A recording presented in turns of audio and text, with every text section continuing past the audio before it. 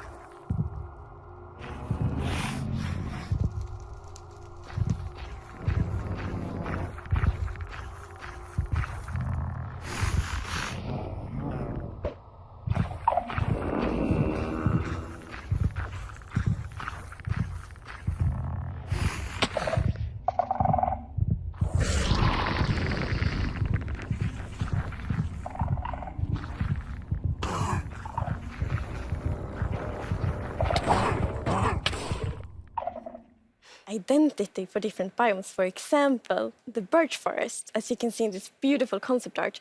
So in the birch forest, we want it to be like light and peaceful, and the sun reaches the ground, the trees are taller, and the flowers, things like that. It's really beautiful. It looks very Swedish in the birch forest. That's true. That's actually very Swedish for it. Oh, our art team is just so amazing. It's such a beautiful concept art. And as you can see here, the atmosphere is really different from the birch forest as well. It really is. It's amazing. So we have another one of our gameplay designers here.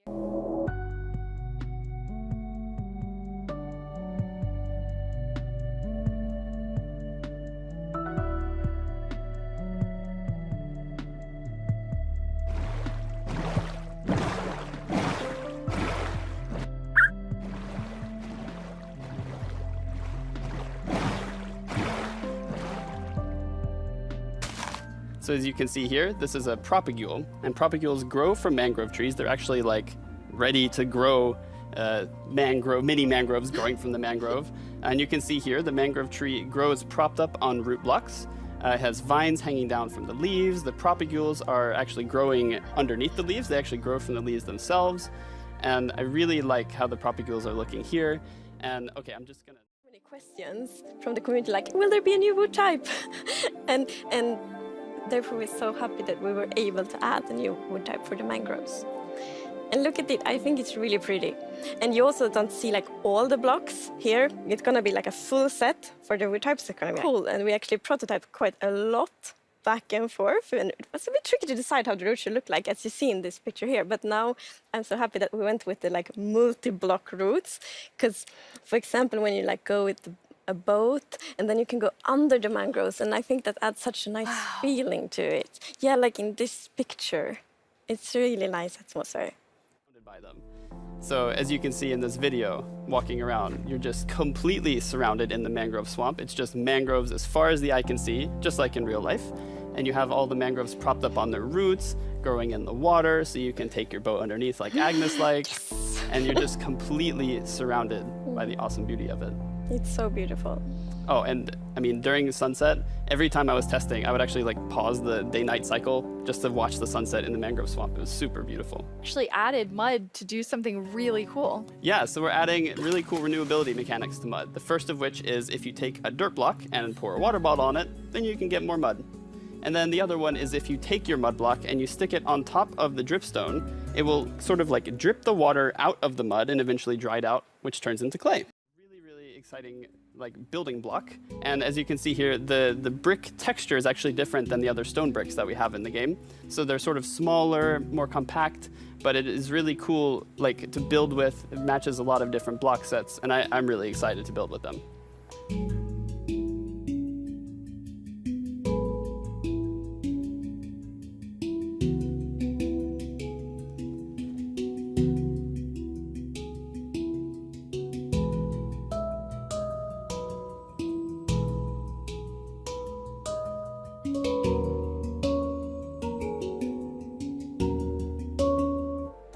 So you can see them roaming around, adding a lot of ambience to the swamp, making it feel just nice and cozy at night. But really, my favorite part of them is just making the world come to life, like feeling like there is life going on all around you. And oh yeah, also their frog food. Yeah, forgot to mention that. Their frog food. Poor fireflies. Yes. Yep.